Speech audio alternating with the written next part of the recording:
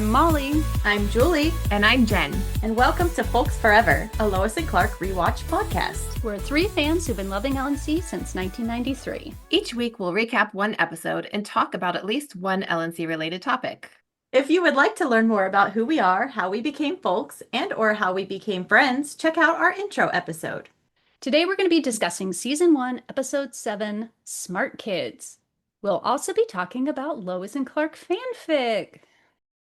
So we had some big LNC news drop this week. By the time this episode comes out, it will have already happened, but LNC is being released on Blu-ray as of July 8th. Yay! Hooray! Finally.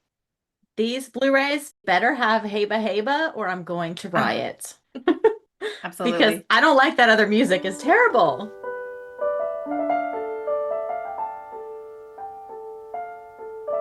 Smart Kids first aired on October 31st, 1993. Obviously, that was Halloween for those who celebrate. And I must say, a real missed opportunity for Lois and Clark to have a spooky episode. Then again, Dr. Carlton, but just to paint you a picture of the time, not to start this off on a bummer, but a really sad event did occur on October 31st, 1993. One of our generation's icons passed away that night, River Phoenix. He was 23. He was an actor who starred in Stand By Me, Running on Empty, My Own Private Idaho, and played young Indiana Jones in Indiana Jones and the Last Crusade. Rest in peace, River. The night before this episode aired, Christian Slater hosted Saturday Night Live. SNL cast members at that time included Mike Myers, Kevin Nealon, Tim Meadows, Rob Schneider, Julia Sweeney, David Spade, Phil Hartman, Ellen Cleghorn, Adam Sandler, Melanie Hetzel, and Chris Farley. The musical guest that night was Smashing Pumpkins, and they had just released their second album, Siamese Dream, a few months prior, and they were becoming more and more popular. So, yay them.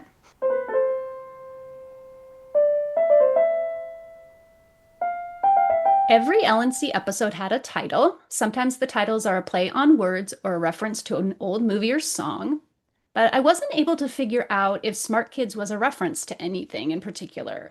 Smartphones, smart cars, those weren't around in 1993. There was a movie that came earlier in the year called Swing Kids, but it was a bit of a flop.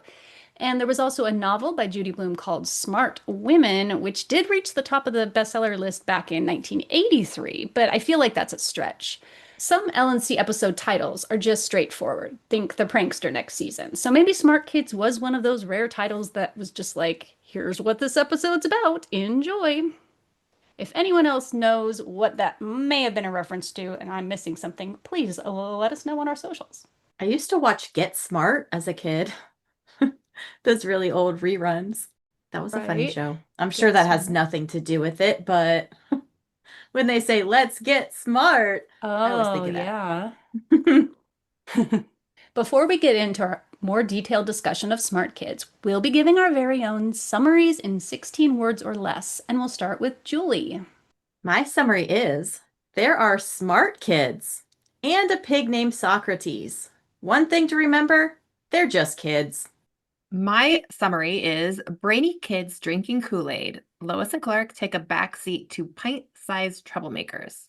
My summary is a plotline about child abuse is overshadowed by slime, pretend money, and demands for gooey bears. I want some gooey bears. What are gooey bears anyway? Gummy bears. I'm guessing gummy bears. Okay.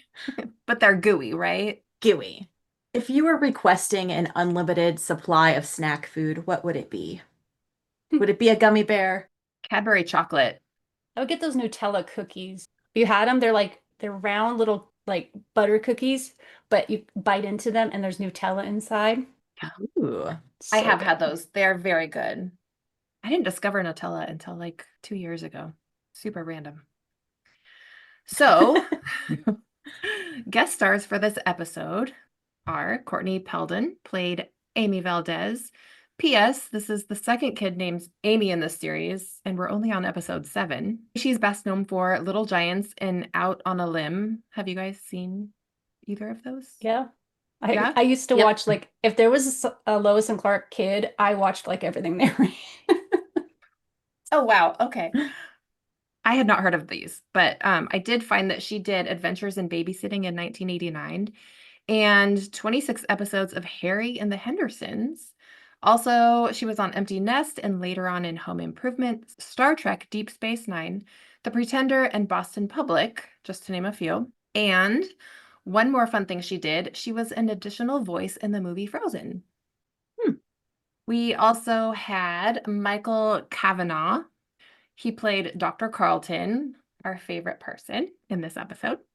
He is best known for The Enforcer, The Haunting, Holes, and The Gauntlet, and he also did a number of episodes of The Young and the Restless.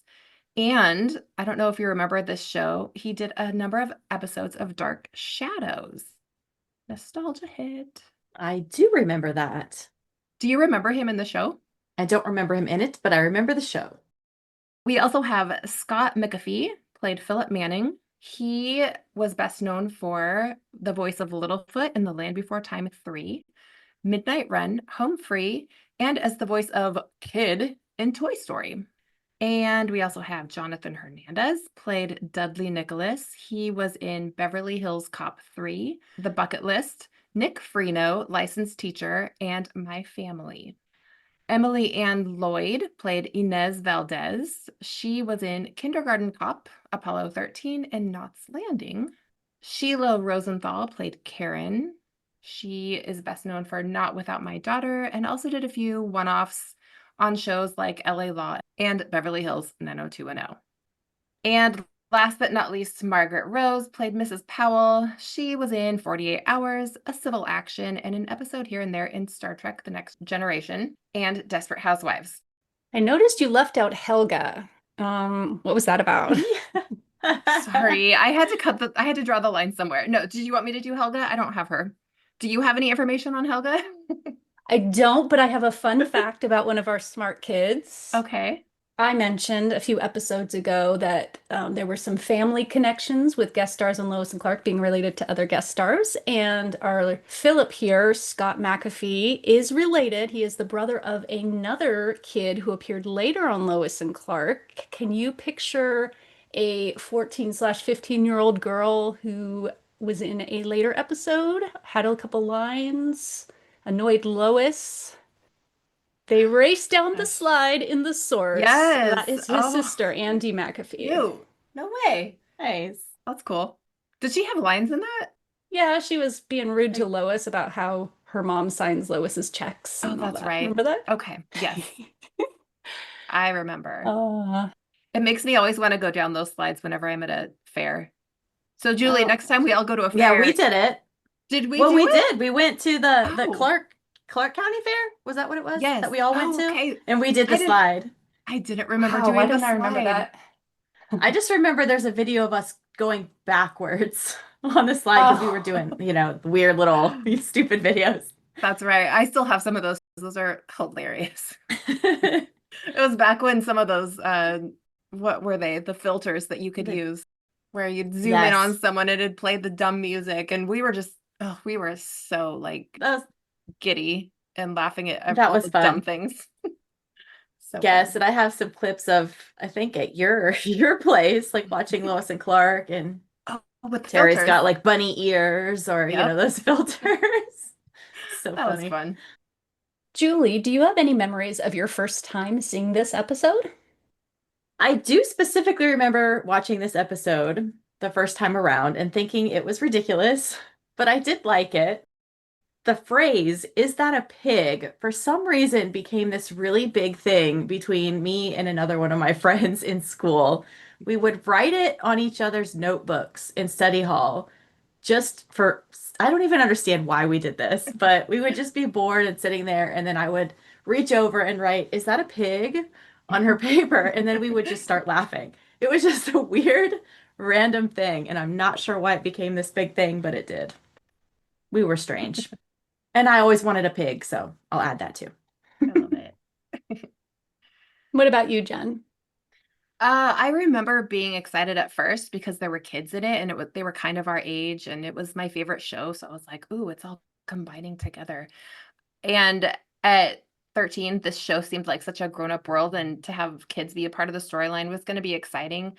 But I also I remember being bummed at the end just because it wasn't that I hated it. It was just kind of a lackluster filler episode, and I didn't really have any big, huge moments between Lois and Clark. I was still waiting for them to get together.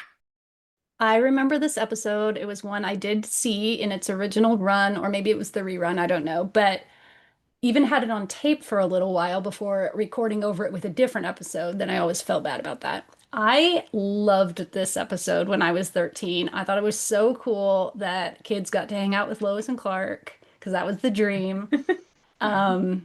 With all the fun stuff like the slime. Well, now I look at it a little differently, but as a 13-year-old, the slime seemed fun. Having their own hideout with all these toys and video games around seemed awesome. And yeah, I was into this episode and I was like, why did I tape over it for several years afterwards?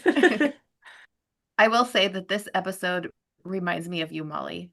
I must have known that you loved this episode, so every time I hear it or think about it, I'm like, oh, that's Molly's episode. I don't know why. I'll take it. I'll take it. I totally get that. I get it. It does. All right, let's get into it and get smart. We start the episode at the Beckworth State School, where 4 kids and one adorable potbelly pig named Socrates are seen breaking into the infirmary late at night. Dudley, one of the kids, is working on decoding the security panel lock with some handheld electronic gadget. It's such a big, massive remote control. It reminds me of the cell phones when they first entered the scene. Yeah, I was trying to figure out exactly what it was, because clearly they made it out of something, I'm assuming. He gets the door unlocked, they enter the room, and he immediately goes to work on the wall safe using the same device. While he is breaking into the safe, Philip asks Amy if she has figured out how to get around the main gate, but she has not. The safe door cracks open and reveals 6 test tubes filled with a pink Kool-Aid looking liquid. Philip says, "Let's get smart." And they each drink. Dudley asks about the main gate again, and yep, as you've guessed it, the liquid has made them smart, and she has figured out how to zap the security system so they can escape. In the script, I saw that Socrates was supposed to be smart as well. Did you guys catch on to that? I never caught on to that as a kid. Really? How? When I read the script, yeah. He was apparently supposed to be in more of the episode, kind of being a comic relief, and they sure didn't use him very much. No, they did not. Well, he was apparently like the test pig, so he was supposed to be smart, and he was also supposed to drink with them and then burp. What? They should have done that. I want to see a burping pig. Me too. You're good with the dog having the dog can't have champagne, but the pig can have drugs. Okay, we're good. Well, okay, we don't know what Metamite 5 actually consists of, right? So maybe it's good for him. Maybe there are vitamins in there. Although Jimmy does break it down later on in the episode. He does. So I could look into it to see if it's pig safe, but maybe for pigs it's fine, yeah. Yeah, maybe it's not bad for pigs. Could be. He's still alive, so, there's that. We then see Lois struggling to carry an armload of groceries from Metro Mart up the stairs to her apartment. An item drops from the bag and rolls back down the stairs. She tries to go back for it, trips, drops everything, and falls on her tuchus. It is then that she sees the kids walking down the sidewalk with the pig on a leash. Lois asks, "Is that a pig?" To which Amy responds, "Of course it's a pig. Haven't you ever seen a pig before? She's not very smart, is she?" The kids continue past laughing, and Lois responds disgusted with the theme of this entire episode. Kids. Why they gotta be so bratty? I noticed that Lois/Terry looks right in the camera after she says kids. Yes. And we don't get a lot of those on the show, but I know there's a few, so I think it'd be cool to keep track of fourth wall breaking. That's cool. I did catch that. The next day, Lois, Clark, Perry, Jimmy, and Kat are having their morning staff meeting. It's clearly a slow news day, as Jimmy is just sitting there making a paperclip chain necklace, and no one has anything interesting to write about. Clark's time in Borneo is briefly referred to, which is a callback to the pilot, and some discussion about orangutans and Elvis's pet chimpanzee named Scatter. Again, no one has anything important to say. Perry says here that there are 12 million people in the city of Metropolis. Therefore, there must be news somewhere. And I looked it up, and I hope he means like in the greater metropolis area, because if there were 12 million people in Metropolis, it would be the biggest city in America. Even New York only had like 7 million in 1993. That's too many people. Jimmy mentions that the kids are still missing, but Perry blows it off as old news because nothing has changed. But wait, just then the TV suddenly turns on and Philip, now in a jacket and tie, sits behind a fake newscaster's desk and says, "Leave us alone. Don't look for us. Don't try to get us back, or else." The TV cuts to a black and white cartoon featuring Porky Pig. After a bit, the cartoon is replaced by Amy and Dudley sitting in director's chairs giving their critics' review. Amy likes the metaphorical content, saying Porky, of course, is our everyman character, and his antagonist is Death. Dudley agrees, and they both give it a thumbs up. Amy says, Join us next time when we review that classic of postmodernist angst, Bongo's Bad Day. Ciao. Is Bongo's Bad Day an actual cartoon? Because No. I looked it up and I found nothing. So I'm thinking no. No, I looked it up too. Bongo the Bear, but that's like Disney. Well, this Porky Pig cartoon obviously is a real cartoon. It's called The Blowout from 1936. I remember one time when I was babysitting, it came on TV, and I'm like, oh my gosh, it's the cartoon from Lois and Clark. I noticed in the background of the kids when they're doing their review, there is a headless R2-D2 behind Amy and also a giant Crayola crayon. I did see that. But R2-D2 is like not Warner Brothers. Also, one more thing is how close Lois and Clark's faces are when they're watching the cartoon. Clark is sitting and Lois like puts her face right next to him. I noticed that too. Like, okay. I commented there was really no reason for that. No. Other than They to had get them both in a Get them shot. in the frame. Yeah. Yeah. That's funny though. There really Like- wasn't a reason for her to stand up either. She could see the TV. Maybe he smelled good. When the TV turns off or when the broadcast ends, this also happens later when they broadcast again. It's the same, I'm pretty sure, sound effect that they later use for Clark picking up something on his super hearing. So the TV set turns off by itself and everyone is speechless. Kat says, What is postmodernist angst? a bit later in the Daily Planet, they have now gathered some facts. The broadcast was on every TV set in Metropolis and every channel. Jimmy enters with 4 faxed photos of the kids. Philip Manning, 12. Amy Valdez, 11. Dudley Nicholas, 11. He's holding Karen's photo as well, but she wasn't on the TV, so she's not mentioned. As Lois is examining the photo of Amy, believing she's seen her somewhere before, Perry assigns her the story. She isn't paying any attention at all, and she's all, huh? As everyone gathers their things and walks away. I need to give a shout out to Clark's look in this. I think it's this scene where he's got the white shirt with the rolled up sleeves and even the tie looked pretty dang good. It was like brown with yellow doodads. He looked good. He looked good. Doodads. Yeah. Very technical.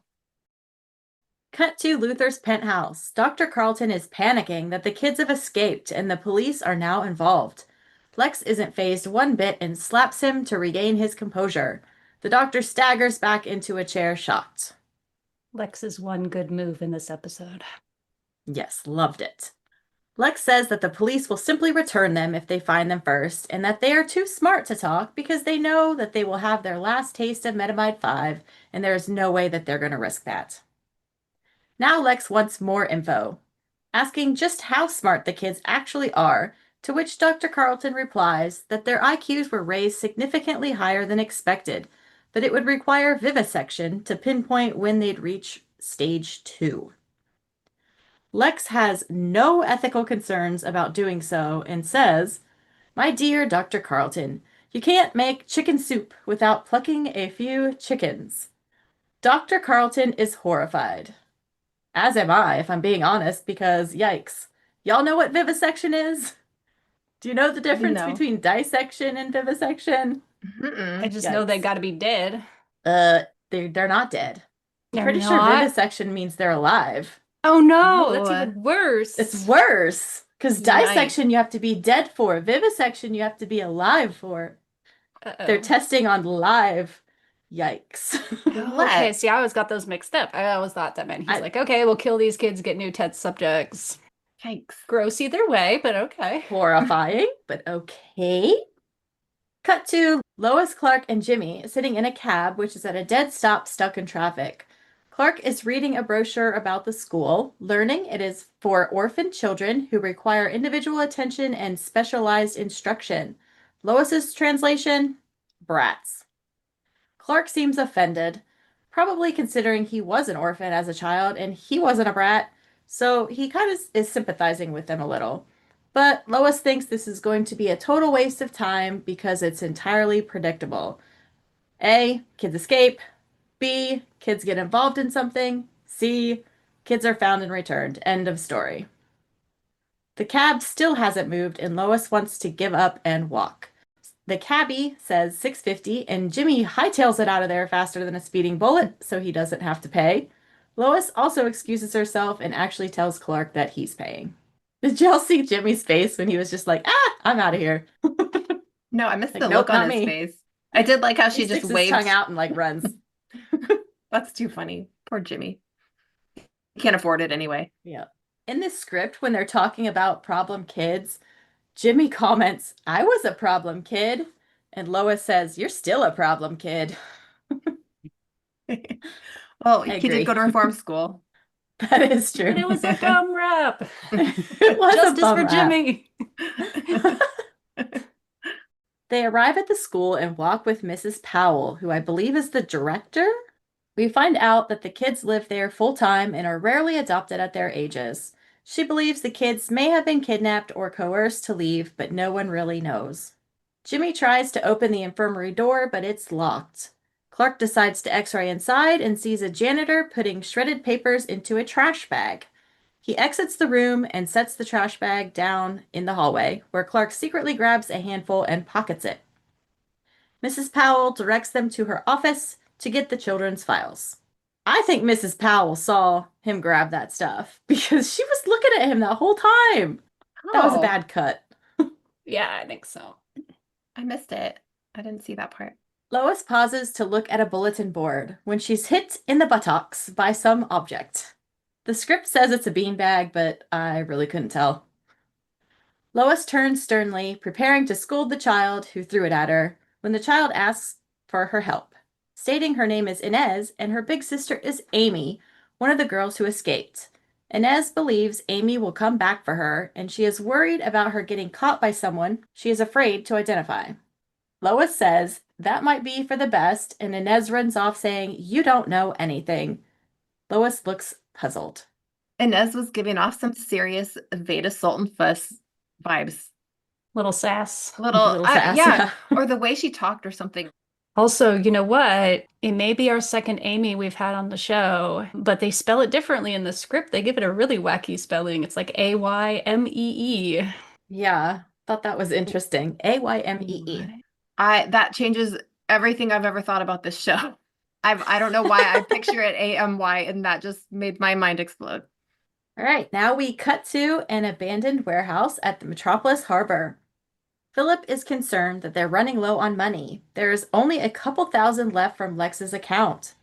They enter a freight elevator and descend to the lower level where they've clearly been living. It's decked out in arcade games, movie theater popcorn popper machine things, neon signs, and inflatable furniture. Amy says that the surveillance system's up and running and they've got the town wired. I have a question here. They also mention tying in lasers. What do you think the lasers were for? Like motion sensor lasers, maybe? That's what I thought. Some kind of activation. So like all the cameras wouldn't be running unless there was something to see. But Yeah, that's kind of where I was thinking too, but it didn't really specify. Philip mentions they are almost out of juice. and Amy volunteers to go back and get some when she rescues Inez. Just then, Dudley comes up saying he's figured out their money problem. The girls in this scene were wearing flannel. I remember that was like such a big trend for the girls to be wearing flannel. So that was a throwback. And like jean jackets Mhm. with the rip sleeves. Yeah. They were cool. Yeah, these smart kids had cool outfits even before they escaped and got to. I was like, why do these kids dress better than me? Definitely dressed better than I did at that age. And it's kind of weird watching it now, thinking that they are basically the age that we were at that time. Yeah. We were only like a year older than them, which is really strange watching it now going, I was that age watching this? It's crazy. I feel like I was older than that, but whatever. All right, cut to Lois and Clark on the sidewalk in line for the ATM. Clark is looking at the tiny shredded paper that he stole. He sees the words Metamide 5, a medication possibly? Next to them, at the curb, a man is fixing his flat tire. His car is jacked up, and he's struggling with the spare. Clark notices the jack starting to slip, and as the car falls, he grabs the bumper with one hand behind his back so Lois doesn't see. He lifts it up and slowly sets it back down. The guy is mega confused. Like, what just happened? Lois finally steps up to the ATM to withdraw some cash, but uh-oh, out comes some brightly colored fake smart bucks Metropoly money. Clark laughs and says, they're just kids. Something weird here. Well, I wonder what you think is so Lois and Clark are having this argument about, well, how smart can they really be? Or they're just kids, blah, blah, blah. There's no such thing as too smart. Yes, there is. Borscht. Just because they're involved in a few stunts, they're just kids. And then Lois just out of nowhere says borscht. Yes. Yes. What does that I looked mean? this up too. I did some research on this. It is a soup. Yes. I'm so confused. Borscht is a soup. That doesn't make sense. Am I missing something? I thought maybe it had another meaning. And I tried to, I was like, well, I'll give her the benefit of the doubt. Nope, there's nothing on the internet except soup. The only thing I'm thinking is that it was maybe the writer was like, we need to have her say bullshit, but we're not allowed to have her say bullshit. So borscht sounds similar. But she gets to say jackass earlier, or later on in the episode. So it's like, well, are we really worried about bullshit? Yeah. That's where I was going too, because I looked it up and I'm like, I mean, it's taken kind of like a bullshit. But I'm like, borscht, I looked for, like, I swear, an hour. I found nothing but soup. It was an 8 Nothing. o'clock time slot. So, I mean, and it was like considered kind of family friendly. So maybe that is why. Sick. It reminds me of, did you guys watch The Good Place? I've seen a few episodes. A little bit. There's this whole thing where like you try to say ass and it comes out ash, and you try to say like whatever and it comes out like slightly different. That seems like she was trying to say one Pork. borscht. Borscht. That's funny. I'm gonna say, unless we're completely wrong and somebody who's listening knows. Because I couldn't find anything. I think you're probably right. Soup. Soup. I'm going to start saying that now instead of bullshit. Soup. Like borscht. So it's nighttime, and we see the exterior of the Beckworth State School. Amy appears wearing all black and is sneaking around the school. She uses her massive remote control to unlock the gate, but it locks behind her and a hand grabs her shoulder. She looks up and sees the policeman with a scowl on his face, and we go to a commercial break. So now we're in Lois's apartment, and she's wearing a really cute robe and reading the paper and starting a bath. But when she reaches down to check the temperature, it's sticky and green. Did this not give you Nickelodeon vibes? Yes, it did. The green Get some slime. Yes, exactly. Ruined a perfectly good bath. But then the phone rings, and when she goes over to answer it, I was actually struck by her apparent green thumb, not from the slime, but from all the greenery in her place. Hello, gorgeous. For someone who can't keep a plant alive at work, she sure does a good job at home. I've always thought that too. Her poor plant at work and at her apartment. There are so many plants. Yeah. Oh gosh, it's so pretty. Is this our first time she uses the red phone? I It think might so. be. I was going to ask you, Julie, is that the phone you have? That's the prop you have, right? I do have the red phone. I don't Mhm. know for sure if it is that phone, but it did come from Warner Brother Prop. The Mhm. bottom of the phone that I have, because it didn't say where, the bottom has a sticker that says Batman. So I don't know. It could have been reused for that. It could, I don't know. But it's the same phone. So, I think you do. I think it's the but same I love phone. it. But I I do love it. So we're just gonna say it is. too. So anyway, she picks up her classic red phone, and on the other end of the line, we hear Inez calling to tell Lois that Amy's been caught and that she's in trouble. Inez, Amy is better off being caught. No, he'll get her. Who? I can't say. One of the other kids? No, One of the teachers? not exactly. Dr. Carlton? Can't say. I'll take care of it. Did you guys notice how filthy her cabinets were in her kitchen? Oh, They wait, were Lois, we're so going back to Lois? dusty. Yes, Aw. Lois's cabinets in her kitchen were filthy. It looked like they did not. some construction or something on the set, and there was just dust all over the front cabinets, and Oh. there were fingerprints and smears. I'm gonna have to go back and watch. I love HD. But yes, she needs to do some cleaning Yikes. because Oh, they embarrassing. were dirty. So in the next scene, we're at the desk of Mrs. Powell. Clark and Lois are there to try to get Amy out of school, and they present a faxed copy of authorization from Amy's mother to release her. But Dr. Carlton is fighting it. Mrs. Powell sides with Lois and Clark and sees no reason why they can't release Amy to live with Lois. I feel like it seems kind of easy that they were just able to present that and get custody of Amy. I don't know. Dr. Yeah. Carlton, though, looked pretty ill about it, so. My question is, where does Amy go when Lois is not at the apartment? Like, is she just locked in there? I think so. That's the House implication. arrest. They gave her permission to take this kid and just lock her in her apartment? Yeah, all she doesn't day? go to school or anything, It- right? I mean, they don't say anything about that. They don't say anything about it. It does say in the script that she's going to go back to the school for school, but they don't say anything about that.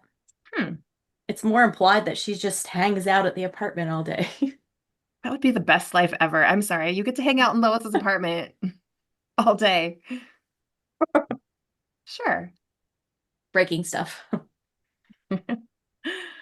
Next, Clark and Lois are walking down the street together, and I'll give credit where credit's due. The earlier tie in this episode was actually good.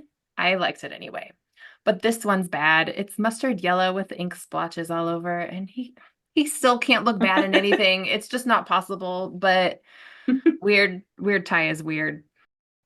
Anyway, they're talking about how they're smart kids, and Lois is like, They're bright, but they're not that bright. Look, I was a smart kid. That doesn't mean I could outwit an entire city or hold my own with competent adults. Well, some I could. Most, actually. Clark stops her from babbling and asks if Lois has ever taken care of a child. She can only come up with her sister, Lucy. Lois is offended that Clark would question her ability to take care of a child and says that Clark is in for a big surprise. And she ends it with, "She'll be putty in my hands," as they enter the Metropolis Police Department. Sure, she will. Exactly. Cut 2. Lois is tied up in green rope, unable to move. Amy is messing with Lois's TV, giving her all the channels without having to pay for them. Lois is at her wit's end, trying to regain the upper hand. Could we just talk in a calm, rational manner? Sure, because before you were yelling. I was not. I may have raised my voice. I like how she said that. That was so good. Her acting is amazing. Then Lois asks if the weird green rope can come off. Amy is convinced that Lois just thinks it would make a good story. Lois clarifies that she just wants to help her, But they continue to argue, and Lois asks Amy what's stopping her from leaving. Lois is all tied up, and she can't exactly keep her from escaping again. But Amy says that actually it's a nice place, and she likes staying there. Lois calls her out with, wrong answer. So Amy admits that she can't risk being followed back, and her sister Inez likes her, and she's a good judge of character. Amy picks up a pump bottle of something that looks like hand soap and squirts it all over her, and Lois is left with a mess of green goo all over her. But no more rope. Back at the school, we see Dr. Carlton looking very sciencey, wearing a bow tie, talking to Lois and Clark. Clark questions why a distinguished scientist with his background and credentials is working as a school doctor in a school like this. As Dr. Carlton is responding, Clark pushes down his glasses so he can super investigate around the room. I know this has been discussed ad nauseum, but why does he have to pull his glasses down to zoom in? Do his glasses Because, like, it would reflect like probably, or his beam of whatever he uses would like Okay. reflect back to him off of glasses, I would assume. Hmm. Or bounce. The light would bounce, and he wants to be direct. Okay. It would Okay. bounce off the glasses back into his eye so he'd see the back of his head. And that would be cool, but he's sick of seeing it, so I wish we could have gotten an answer to that, but okay, I'll take that one. That's fine. We see files open around the room, and then he zooms in on a light board with various slides of specimens such as C2, chloramide 2, and gasp, metamite 5. Clark then proceeds to steal the slide at super speed and return to the conversation. Dr. Carlton is talking down to Lois, telling her that she just isn't smart enough to understand. I want to punch him in the face so bad. You're not so nice. I like her response. That's convenient. Mm-hmm. And he has that worried look, like, oh, uh-oh. As they leave, Lois is fuming, and Clark whips out the specimen of metamite 5 from his pants pocket. He says that he found it, but Lois corrects him. You mean stole, don't you? Well, You took advantage of a privileged interview situation to grab potentially incriminating evidence from an unsuspecting subject. Oh, I love that. So good. Because it's so cute. Clark smiles. Note to Clark, maybe steal more things in the future, and maybe Lois will notice you. Maybe like diamonds or something? Oh. Oh no. No. This is going on the list of Clark and Lois swipe stuff, and it's already not very short. Right. So our next scene opens with Lex's moaning, but it's actually because he's getting a massage, and it looks kind of painful. Sorry. I'm gonna have to rewind. I told myself I was gonna be good. It Here's looks my impression of the massage. I cannot. Oh. He's very sweaty.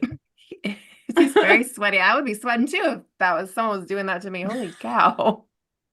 It looks like he's in pain. So he releases Helga, the masseuse, as the phone rings, telling her to give herself a nice tip and handing over his credit card. And I like how he just leaves it up to her to tip herself, like, oh yeah, I did a great job. Here's $1 million tip for me.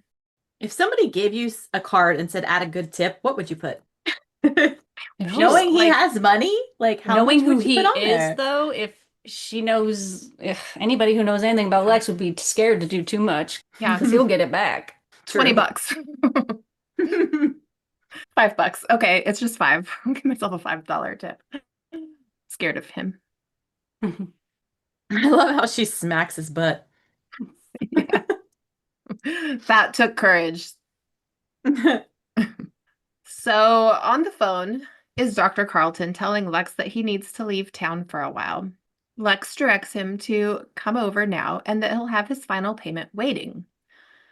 Helga then comes back telling him that his credit card was declined for being over the limit, but Lex doesn't believe it, saying that's impossible and he has over $5 million in that account. So she gets mad and she crunches up the card in her bare hand, and Lex is like, oh crap, will you take a check? So then Superman is flying through the night sky, observing a carnival down below.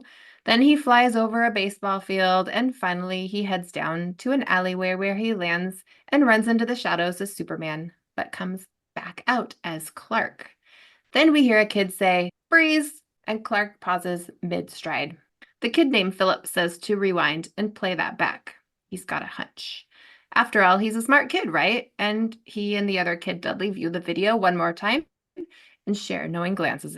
In the next scene, we see Clark getting delivered a letter. He takes it. It's addressed in big letters, Clark Kent Daily Planet.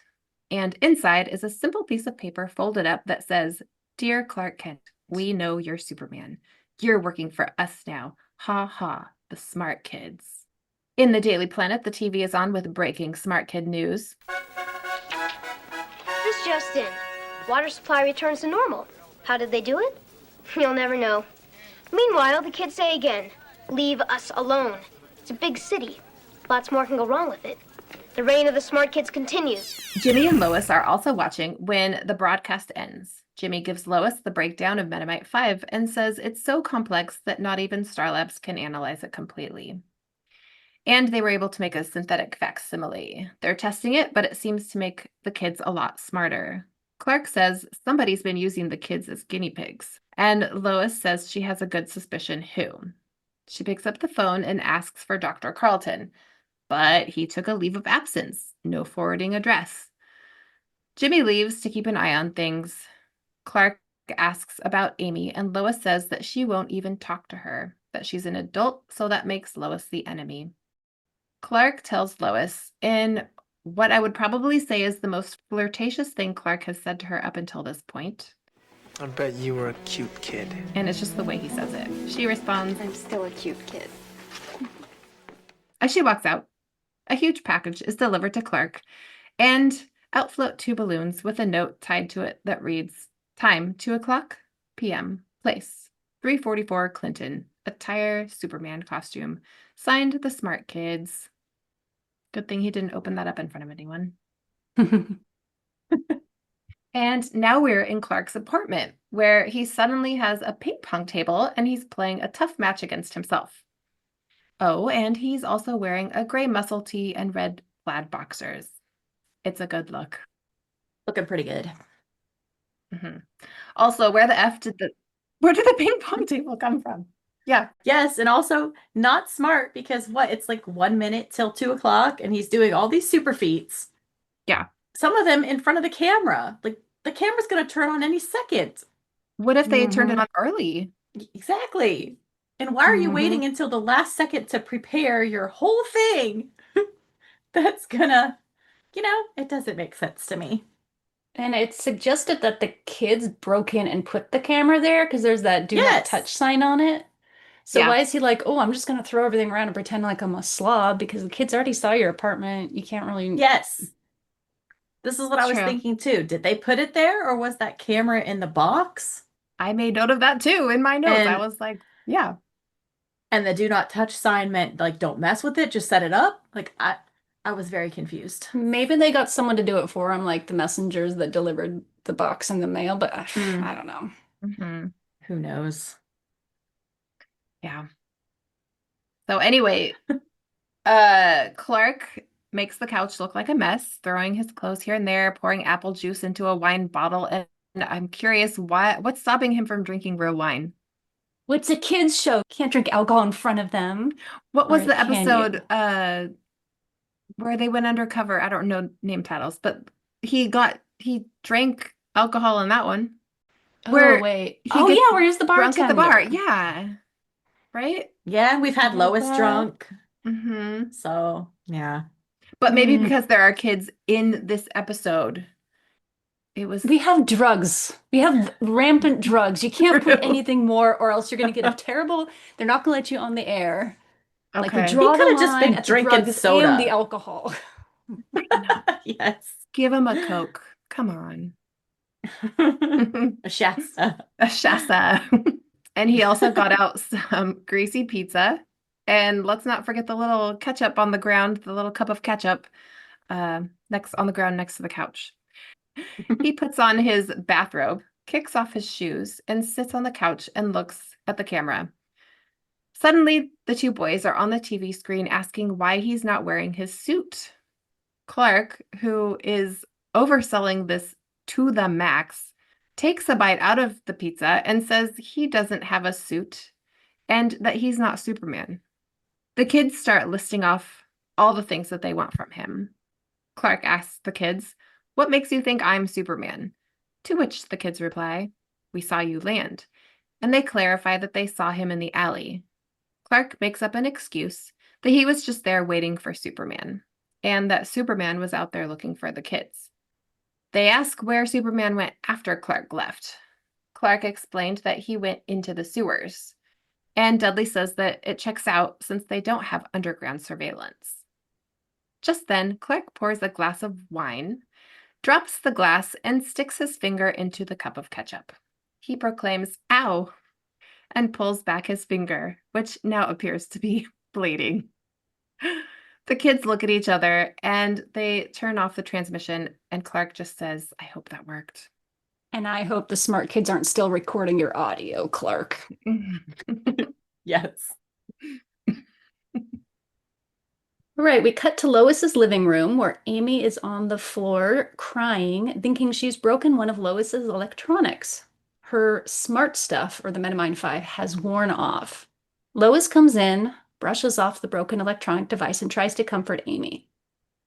The two of them have a talk in which Amy opens up a bit. Amy explains to Lois how the smart stuff works and how hard it is when it wears off and going back and forth from being smart to dumb, as she calls it. Lois asks Amy if it would really be that bad not taking the smart stuff anymore and just being a regular kid. Amy says it wouldn't be so bad for her personally, but that the other kids will need to make their own decisions. At Lex's place, he's talking to Dr. Carlton, who's making weird sounds, and we learn that Lex has got it all figured out. He had estimated how long it would be before the smart kids would need a refill of Metamind 5. He says that he's enjoyed watching the kids perform. We learned that there's a problem with the Metamind formula, the stage 2 problem, Lex calls it, but Lex implies that even so, they'll keep testing it on the kids. We're also given a hint that it may not have only been these 4 kids that were tested on. Lex predicts that the smart kids will soon visit Lex Labs to get more Metamind 5. But wait, they'll get a surprise, Metamind 6, which will apparently immediately take them to a vegetative state. So yeah, he wants the kids pretty much not functioning anymore so that he can study them internally.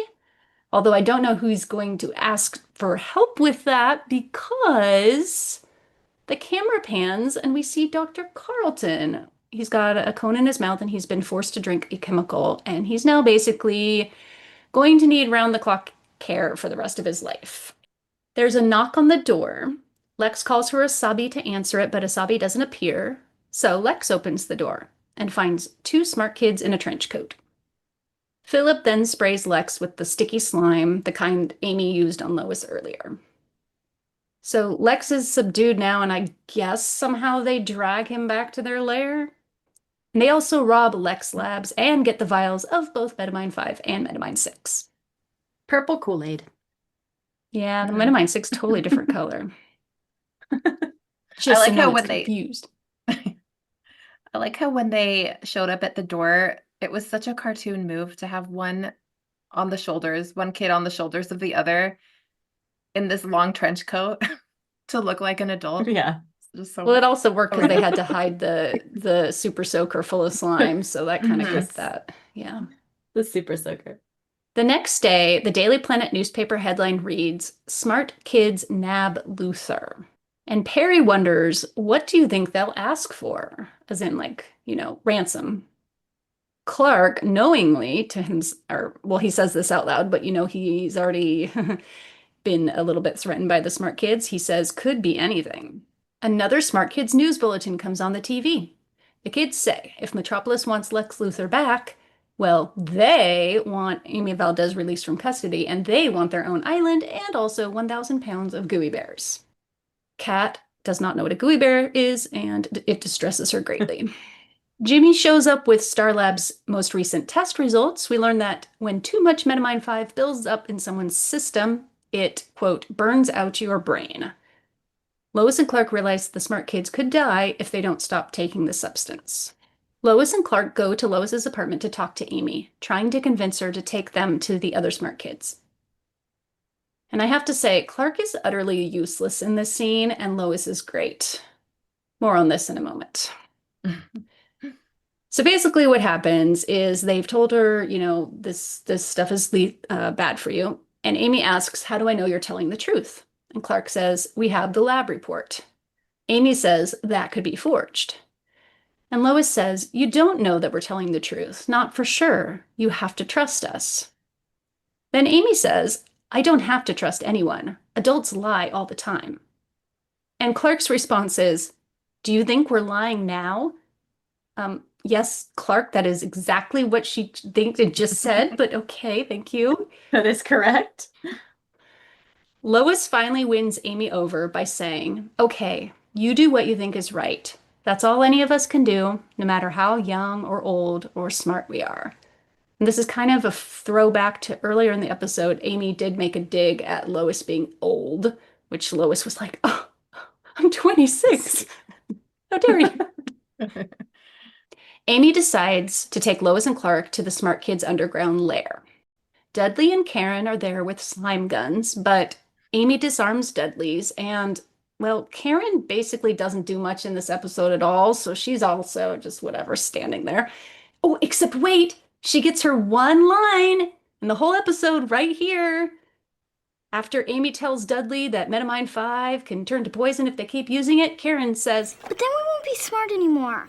Why do we have a fourth kid when she literally did nothing in this episode? There really wasn't a reason. That was one of my script questions, and in the script she has like 3 lines. I don't know why they cut but still barely anything. She does one math problem at the beginning. So finally the kids relent, and Clark asks where they're keeping old kidnapped Lex Luthor.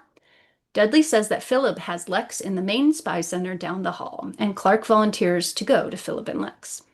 In a hallway, Clark changes into Superman, and we get our very first Clark to Superman shirt pull scene. Woohoo! And it's the classic, that's a famous shirt pull. That one right there. Yeah, that one. We see it. We see it a lot. A lot of promos. Mm-hmm. Although we do have a problem with this whole him turning into Superman here. We can maybe bring that up. Do you want to bring that up now? I mean, because he's Superman now. He's going to come out later with Lex and Philip, and everybody's going to be like, where'd Clark go? Like, didn't Clark go down the hall? I don't know how they're going to figure that one. They don't show it, so who cares? But I always thought that was great. A little bit silly. Anyway, so he changes into Superman. And now Superman, Philip, and Lex are in a room, and Lex is tied to a chair surrounded by syringes full of, presumably, Metamine 5. Philip is holding a remote control, and we learn that with one push of a button, he can inject Lex with all the Metamine. Push it. Superman tells Philip that the other kids want to go back to being normal. Normal is boring, says Philip.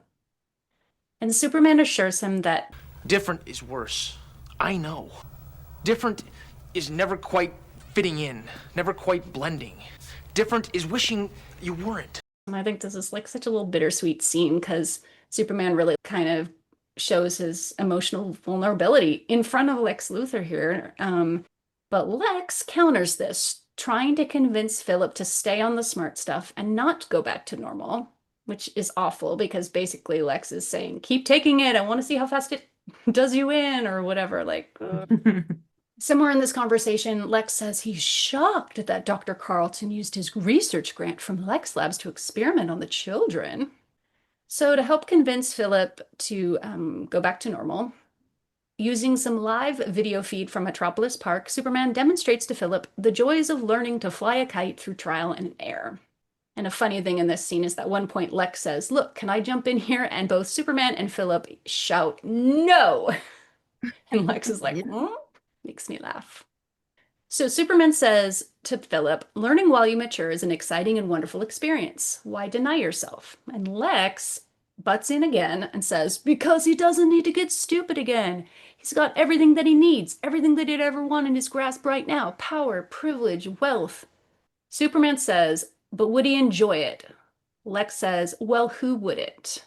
And Superman says, someone who has moved beyond humanity into becoming something else, which is basically Lex in a nutshell. Mm-hmm. Superman eventually tells Philip, you're the only one who knows, and you're the only one who can decide, which is kind of similar to what Lois said to Amy earlier, giving her autonomy. That had been the key to getting her to make the decision. And I think was maybe Clark taking cues from Lois, perhaps? Mm-hmm. Or Superman taking cues from, you know what I mean? Wait, they're the same person?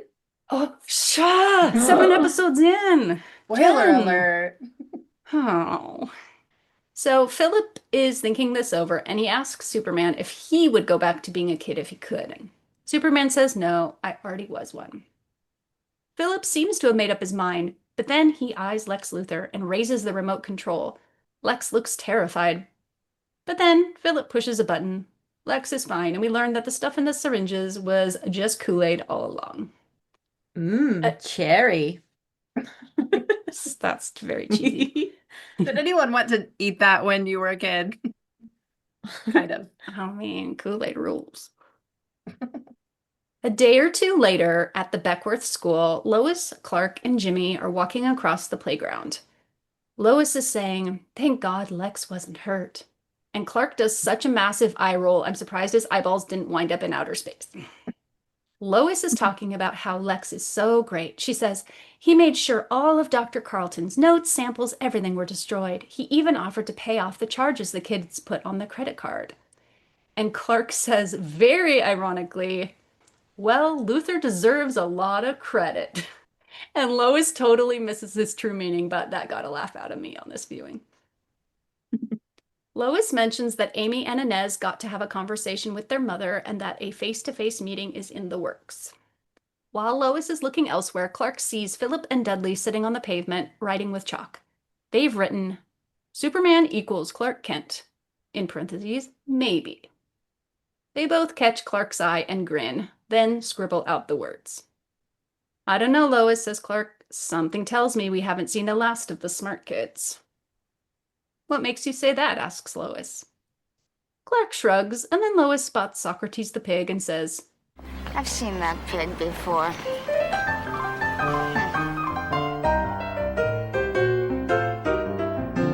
And that's our episode.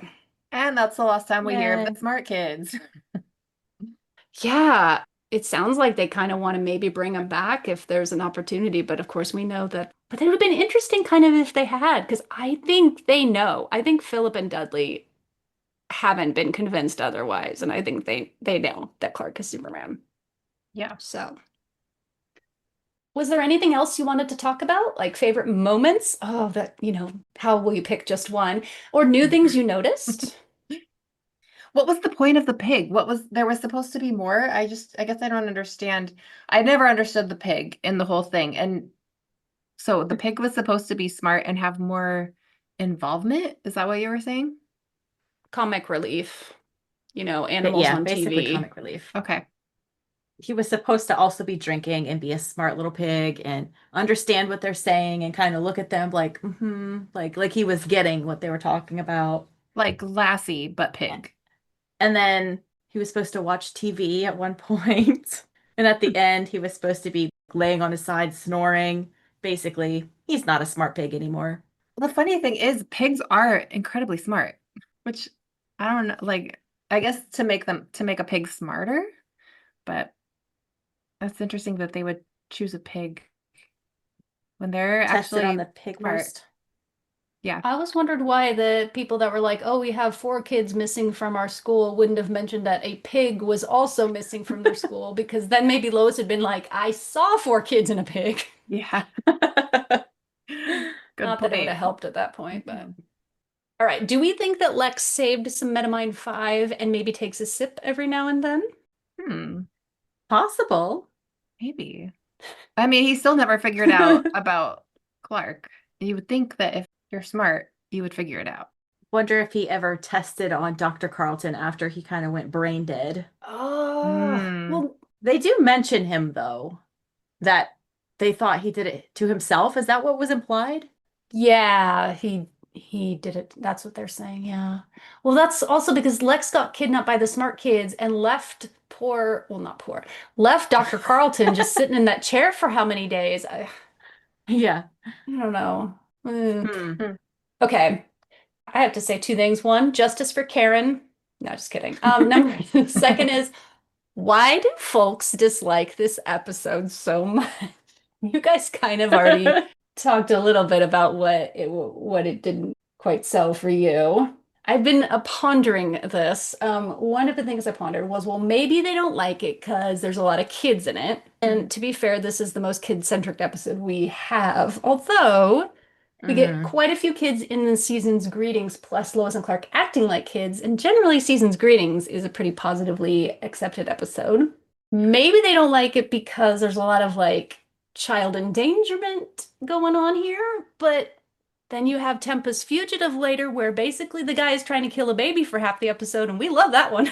So that's probably not it. So I'm just like, what exactly is it that is so terrible about this episode? And if you have any more thoughts, please share them now. I think just because it's basically a standalone episode, it really doesn't advance the story. It doesn't advance their relationship. There's not even that many Lois and Clark moments in the episode. There's a few, like the whole, like, I bet you were cute as a kid. Like, there's the little cab scene, but there's not really a lot. It's a lot of side characters in this one. Yes. So maybe that's why. Ditto. That's exactly what I was going to say. It's almost like Lois and Clark's relationship gets put on pause while kids are running amok in Metropolis and drinking Kool-Aid. There are two other scenes with Lois and Clark that I think are pretty good scenes. And one is when they're waiting for the ATM, and the other is when they're walking along the city sidewalk. And she talks about how, when they're walking to the police station. I mean, I felt watching this like there are a good number of Lois and Clark together scenes, but it doesn't advance their relationship. Nothing new happens. Mm-hmm. I mean, they're together on the screen, but they're not, there isn't an undertone of he likes her, but she doesn't give him the time of day. It's just they're having conversations, and it doesn't really push forward that relationship that I was so desperate for. Does that make sense? Yeah. But she grabs his jacket after he steals the metamine sample. That is cute. Mm-hmm. That was cute. Again, that's like 2 seconds. Yeah. I also wonder if deep down a part of me was jealous of these kids that got to spend so much time on the set. Can you imagine being those kids getting to hang out with Dean Cain and Terry Hatcher all day? I would have been in seventh heaven. I don't know what it is. Yeah. Well, another thing I wanted to kind of bring up was that the smart stuff made their memory kind of increase. It helped their minds be able to pull pretty much everything they'd ever learned to the forefront. At least this is what I believe we're trying to say that the Metamind 5 does. It doesn't suddenly give you new information. It takes what you already have and lets you process it quicker and better. And you could have had this plot with adult bad guys, and they have the smart stuff and get smarter, but they do it with the kids. But what Superman says to Philip at the end of the episode is about, you need to learn as you grow in order to have the true getting from kid to adult experience. And I feel like they really do show that in this episode, because the kids do some really not wise things. I mean, the main one being their television broadcasts where they bring all the attention to themselves. And somebody who not only was intelligent but had more life experience would have known you don't do that. You don't call attention to yourself over the entire metropolitan network and 3 times when they keep doing it. And the fact that they go through money so quickly. There's a lot of things like that. So I think they don't make the greatest decisions, even though they're smart. And I think that's not a mistake the episode made. I think that's the point of the episode, that because you haven't had life experience, it doesn't matter how smart you are, you're not going to survive very long in the real world. You still have to go through the hoops. But I think what some people may not like when watching this episode is that you are seeing basically kids who are I don't want to sound like an old timer, but like too big for their britches, just like they are obnoxious in that way because they do present as unwise rats. People who could tell you like what every word in the world means and what 70 billion times this is.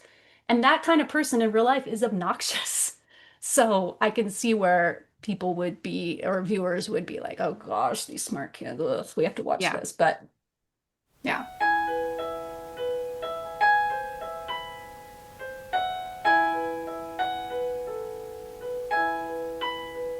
when planning this podcast, we decided on a number of things we each wanted to focus on in every episode. And so, Jen, our companion of the animals, were there any four-legged, feathered, or scaly friends in this episode? Nope. Just kidding. How There dare was you? there was a pig wearing a pink harness named Socrates, and also a cartoon pig, but that doesn't really count. So one pig shown twice, the beginning and end, sandwiching the episode. Was this a girl pig named Socrates? I wondered, but it was wearing a pink harness. Well, Amy called him a him. Okay. She I didn't was look like, that I'm not closely. leaving him. Yeah. That's true. It's okay. It was a 90s, it was a forward moment in the 90s where the boy pig wore pink. I kind of like it. I wouldn't have left the pig either. I would have Aw. taken it. Me too. I still want a pig. One of my jobs is to talk about any real life people, places, or events that were mentioned in these episodes. We got the smart kid's pet pig, Socrates, most likely named after the notable Greek philosopher born around 470 BC. Lois mentions Borneo, which is where Clark lived and worked at some point before moving to Metropolis. So it did get mentioned in the pilot, but since I neglected to mention it, well, Borneo is the third largest island in the world, located kind of south of China and situated on the equator. And somebody did do their research because there are orangutans in Borneo. They are endangered, so Clark very well may have helped save their natural habitat, like he says in this episode. Although must not have been very successful. I'm sorry. Speaking of primates, Perry mentioned Elvis's chimpanzee, Scatter. I'm not going to get into the history and lore of this chimp, but I will say the more I read into Elvis Presley's life and the beings he surrounded himself with, the more weirded out I get. There was a lot going on in Graceland, and quite frankly, a lot of it is probably best left unstudied. We got a mention of Porky Pig, a Warner Brothers cartoon character who debuted in 1935. We got a nod to Monopoly with the kids' smart bucks. And finally, we got a brief mention of Albert Einstein, a mathematician and physicist born in 1879, died in 1955. I had my dates wrong in my notes. Like he aged backwards. Ooh, ahead of his time. Julie, did you notice any goofs or bloopers in this episode? I actually didn't see too many in this episode, but I did catch a few. The first one I caught was when the man was changing his tire on the street, he had the 5 lug nuts on the sidewalk. When Clark set the car down, the lug nuts were back on the tire. So that's definitely a goof. Or he put them on at super speed because So fast. that's impossible. There was also a green banker's lamp on Miss Powell's desk when Inez called Lois. But then, when Lois was back in the office the next morning, the lamp had moved to a completely different desk. Who knows? This one, I don't know that this is a goof, but it still annoys me that Lois goes to the ATM for $40 and the machine dispenses her $270 in fake money. I feel like it should have been $40 in fake money. Yeah, be No. consistent. And that's it, really. I didn't see anything else. So very small ones. But hey, if I ask for $40 and get $270, I'd be happy. Same. Although it's fake, so maybe not. Yeah, the logistics of them having to had somebody go put the money in every ATM in Metropolis and take the real money, like, whatever. I don't really get that because the 4 people in front of her got real money, right? So it had to have happened between them and her. The script But I the money read said got that in because there? Lois and Clark are busy talking, they miss that there is some sort of hullabaloo ahead of them. I saw that in the script, but that definitely didn't happen. It did not because really. the other guys were just walking off like normal. So I don't know. Weird. Did you see like Fabio getting his money out first with his crazy long hair? Like, Oh, no. dang. It wasn't Fabio, but you know, he had some hair. All right, so it's time to talk about what the hell was Lex talking about this week. And the only thing really this time is that, Lex Luthor loves his Latin. Back in the pilot, he threw out quid pro quo, and we definitely get some Latin later in the season as well. In this episode, during one of his conversations with Dr. Carlton, Lex uses the phrase ex hypothesi, and that basically means I assume or according to my hypothesis. So that's what Lex was talking about this week. Jen, what's your vote for the wildest excuse Clark makes in this episode? I'm crossing my fingers that you pick mine. Pick mine. Okay.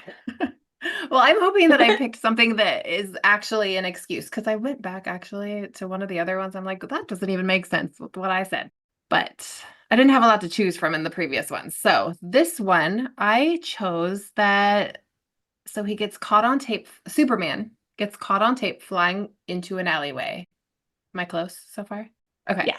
And changing and reappearing as Clark Kent. He claims that he was waiting for Superman and then makes up this elaborate scheme to trick the kids by acting as if he cut his finger on glass and is bleeding, except it's just dunking his finger into ketchup. So that was my vote. I thought it was clever and fun to see him play it out. It was, when you're a kid, I think as a kid watching that scene as well, like it was just fun to watch him be creative and, you know, use ketchup for blood, because who doesn't do that when they're a kid is, oh, I'm bleeding, you know, go to your mom, and no one ever buys it. People are too smart for that. That was a lot of blood. So yeah, that's what I chose. Did you guys have any other ones or No, no? mine was him being like, they were like, well, where'd Superman go then? Down a manhole. Just down a manhole. Into the sewers, into this, yeah. I'm not Superman. He went down a manhole. I mean, that's kind of under the umbrella of the excuse, I suppose. It all It's like went the, together. yeah, I could have gotten more specific, but I just, as a kid, I remember loving the scene where he was in front of the camera and the blood on the finger. But yeah. Okay, but if you had that much blood on your finger, would you suck your finger? You I'd usually go do get that if it's like first a aid kit. tiny bit of blood. I wouldn't have done it with that much blood. And then in the next episode, when he gets a Ew. legit paper cut, remember, he doesn't know what to even do about it. And Lois is the one who's like, oh. We can leave Put it that in your out. mouth and suck on it. Yeah, well, tasty. Blood. Yeah, that's what that tastes like. Gross, Clark. He Gross. gets some French fries and lot dips of it on his finger. Like, delicious.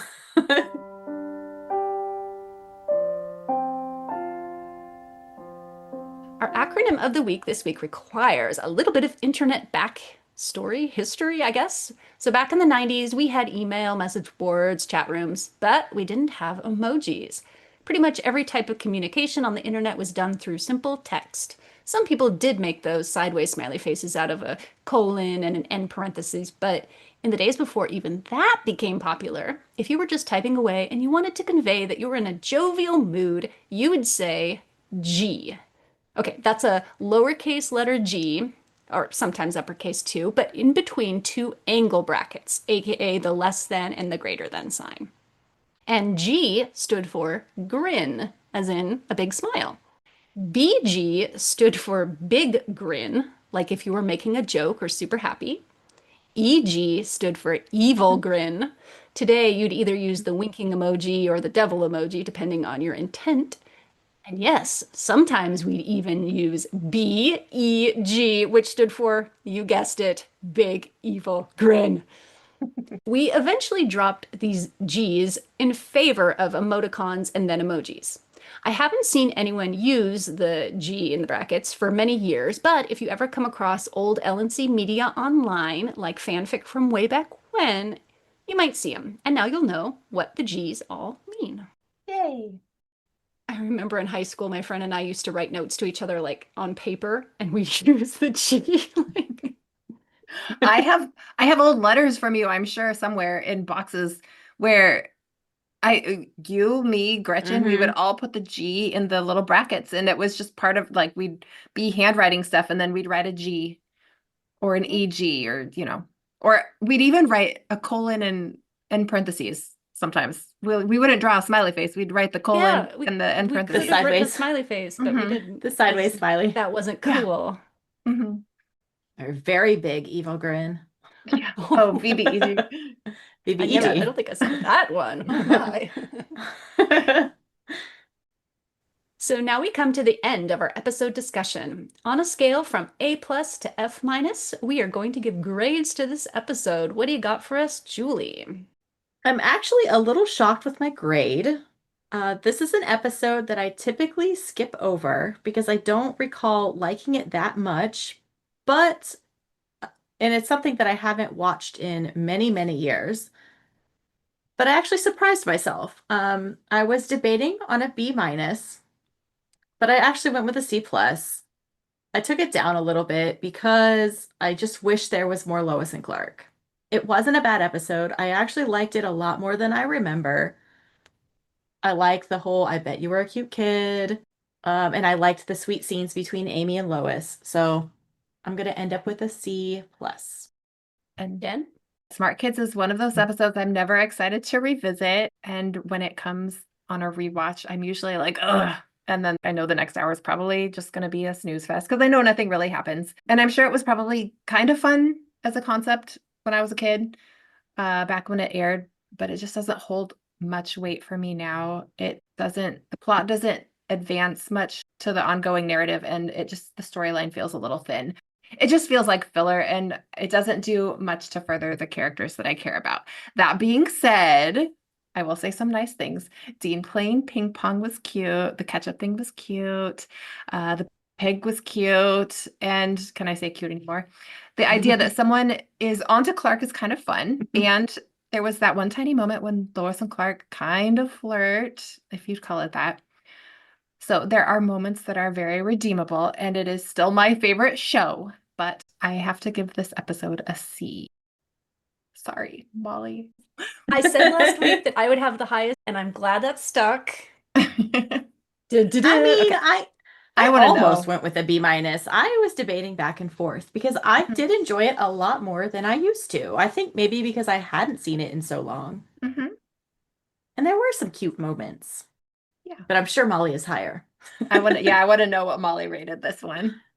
On pins and needles. All right. So, well, I would never suggest that anyone watch this episode to get a taste of what the show is all about. I don't mind it.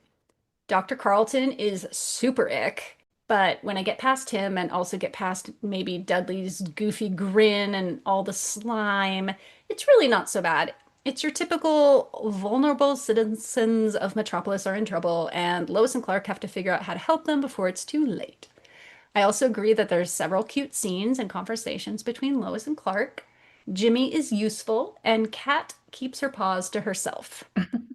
So it's not one I go back and rewatch just for fun, but certainly one I don't skip during a marathon. B-. Oh, That's not too far off of me. wow. Nice. Yeah, that's where I was at. Now, don't go away because today we have a special report on something that may be near and dear to a lot of folks' hearts. We're talking about LNC fanfic. Fanfic, or fan fiction, is fictional stories based on the characters and canon of any particular work. A TV show, book, movie, you name it. And these stories are written by the fans themselves, rather than by the book's author or the TV show's staff writers or professional writers. Of course, some fanfic writers are also professional writers, but they may write fanfic under a pseudonym. For all we know, Lois and Clark fanfic has been written since the show came on the air, but the first known LNC fanfic to be published online was Lois and Clark Meet the X-Files by Zoomway. When I first got online in 1995, I remember hearing about fanfic and learning how to access it. We weren't allowed to post it on the LNC message boards on CompuServe, though. They wouldn't allow it. It went against copyright rules, and there was some fear that LNC's showrunners might come on the forums and read our posts occasionally, and we couldn't risk having it there. But if you wanted to read fanfic, you had to email Zoomway, who would put you on a mailing list that was run by Ren Brink, who has since passed, so has Zoomway, RIP. And whenever a fanfic came out, you would get emails. If it was a long fanfic, you'd get it in parts, several emails. I would print these fanfics out and read them offline, since we had to pay by the hour to use the internet back then. There was also a fanfic archive at the time, run by Ren and another folk named Dave Miller, but we couldn't easily access it. What you had to do was send an email requesting the fanfic you wanted by its file name, and then, however many hours later, you'd receive a copy of the fic. If you simply wanted to discuss fanfic, there was a separate mailing list for that. It was called Lois Claw-General-L Listserv. You can find archives of those messages going all the way back to 1997 on ficlistarchive.folkhost.com, and I'll put those links in the show notes. There was a Usenet group devoted to Lois and Clark fanfic. It was at alt.tv.lois-and-clark.fanfic. Zoomway also ran one of the first message boards on her website where folks could gather to talk about fanfic. lcficmbs.com is another message board where folks have been chatting about fanfic, LNC, and beyond for over 20 years. It was founded by Annette Chitola with help from many others. Annette also founded the NFIC archive, which is still out there, but you need a password for that. In 1996, the Lois and Clark FANFIC archive, as we know it now, was created by Lauren Willoughby. She has been maintaining this archive for 30 years and recently handed the reins to folks Sarah, Michael, and Beck.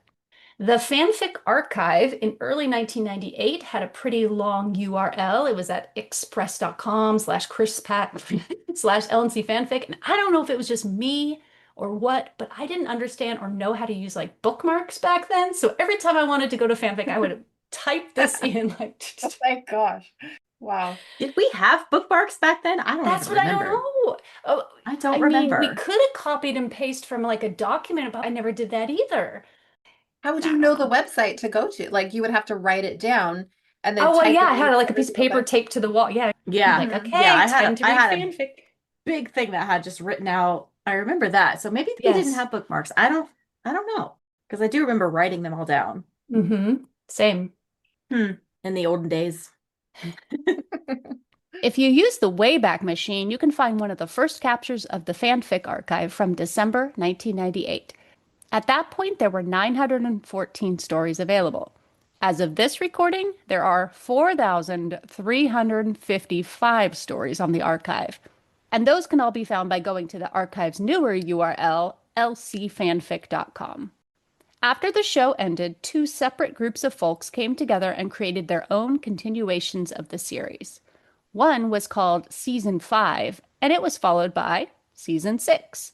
Separately, there was the unaired 5th season, aka Tufts. Most of those stories can be found on the fanfic archive. So that is a brief history of Lois and Clark fanfic. But what has been your experience with fanfic? What kind did you like to read? Did you ever write any yourself? Let's start with Jen. Okay.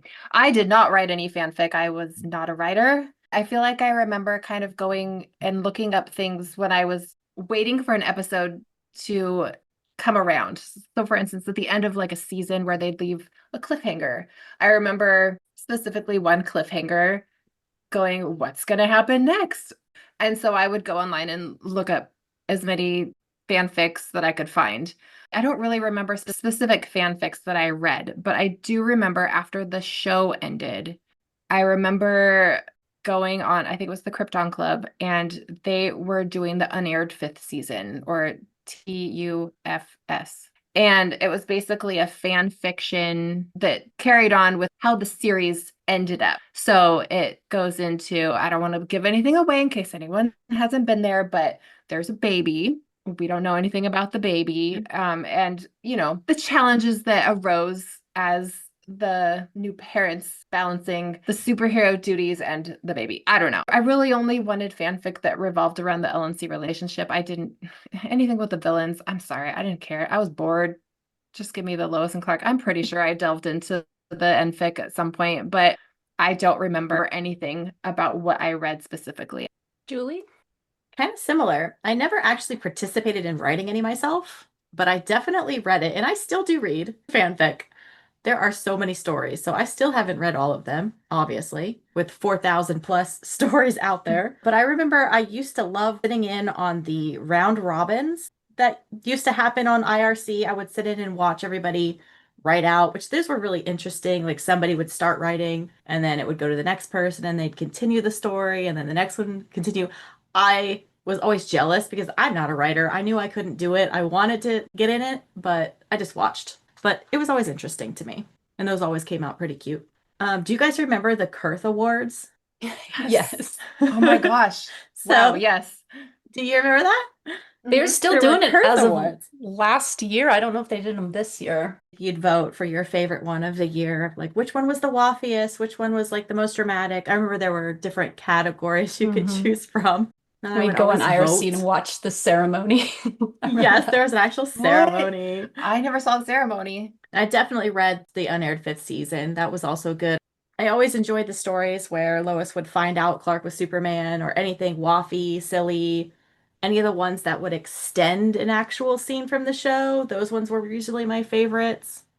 Like when the episode would end and then the fanfic would take over. The parts where we'd want to take over. We want more. Those were my favorite ones. I'd usually avoid the alt universe ones, but there is one story that I really do like. I read recently. It's called Addicted, an Alternative Universe Lois and Clark Story by YC. It's very good. It's very long, which is the ones that I usually avoid. I usually avoid like alt universe ones as well, but it's good. It's about Clark being depressed because he didn't have his Lois. He becomes addicted to red kryptonite and how it like dulls his feelings. Perry and Alice try to help him through it and he goes through therapy. I can't give it all away, but I recommend that one. It's a good read. And then there's a really good one about the continuation of That Old Gang of Mine by Kathy Brown and Demi. That's a good one as well. It's called When Friends Become Lovers. I like the title. That one's incredibly cute and waffy. Highly recommend. That one is PG and NFIC, so you can choose. Choose which one you want. Naughty or nice? I do actually have some printed out fanfic from back in the day. They were fanzines that were mailed to your house. They're like little bound books. And I was looking through it today kind of to see if I remembered anything. And the funny one is, it's called The World's Shortest Lois and Clark Story by Ren. Superman, Clark, thump. The end. That's it. Wow. So that should win an award. Yes. I thought it was funny. That's the first one that I turned to. I was like, okay. That's funny. And that was by Ren. And that was by Ren. That was the one that you emailed that would send you fanfic. Yeah, she ran the list. Yeah. This one was these actually printed out ones, and then there's little artwork that somebody had like pencil drawn of Lois and Clark in here that are really cool. What about you, Molly? So I read fanfic pretty voraciously. I remember when I first came online and learned that fanfic was a thing that other people did, I was so excited because I had been basically making up my own stories for a while.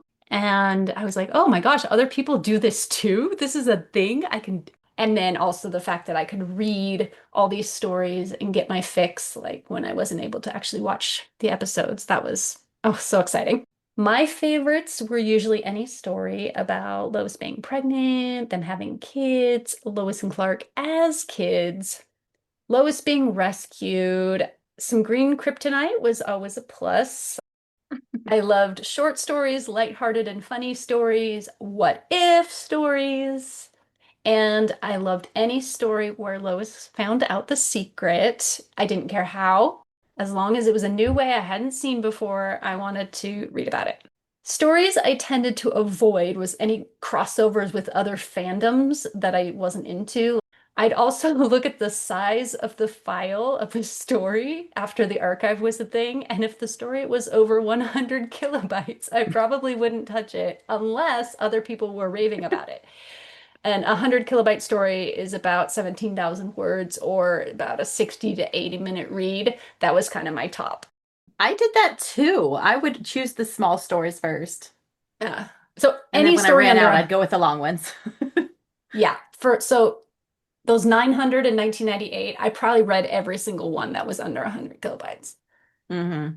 I revisited the archive the other day, just kind of looking, and one that popped out for me, and I was like, I remember this one, was a story called A Cat's Life by a folk named Melissa Dorr. And it's about Lois has gotten a cat, and the cat has figured out that Clark is Superman. I don't know. I remember reading it back then, and it's still cute. So I do not recall this one at all. Yeah, A I'm gonna have Cat's to read Life, it, if you though. want to It read sounds it. funny. It's on the archive. And yes, I wrote fanfic. I participated in a couple of the round robins on IRC. Actually, not the main ones, but I did the teen round robin. I remember my 18th birthday, I was in teen round robin. That one's on the archive. It's called Cooking with the Kents. And what That else? sounds familiar. I do remember that one. Yeah. I have about 10 stories on the archive. A few of them I'm proud of, the others are terrible. I also have a couple on there that I wrote when I was 17, 18. Don't judge, please. Didn't you write one about a birthday? Oh, Like a please weird don't read that birthday? one. No, no, no, no, no, no, no.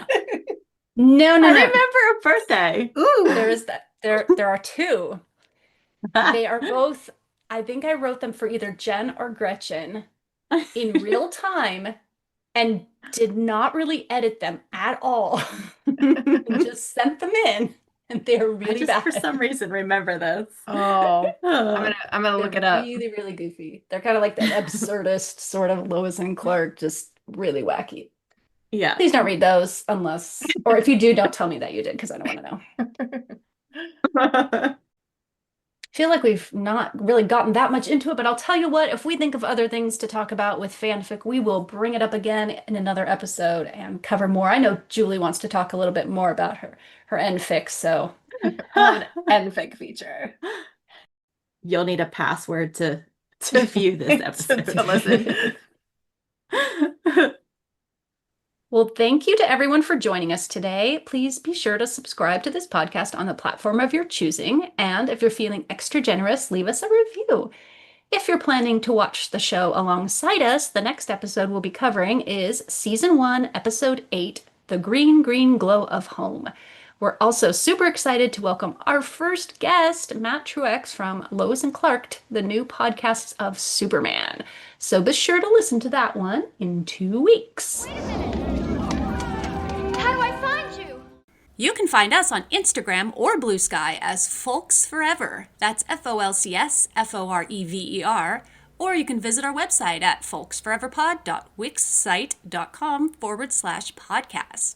And until next time, please enjoy this amazing little ditty.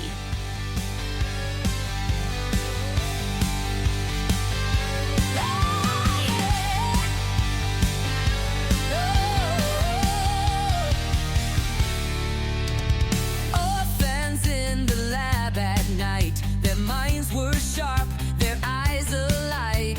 Metamite 5, the genius brew, but freedom called, they broke on through. Metropolis.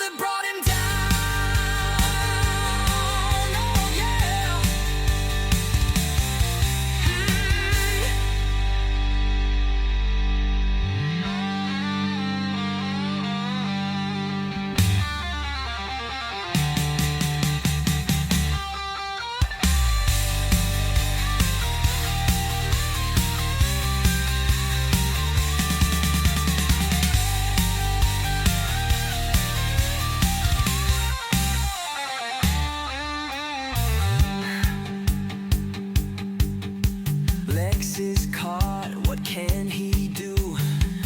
The kid's outsmarted.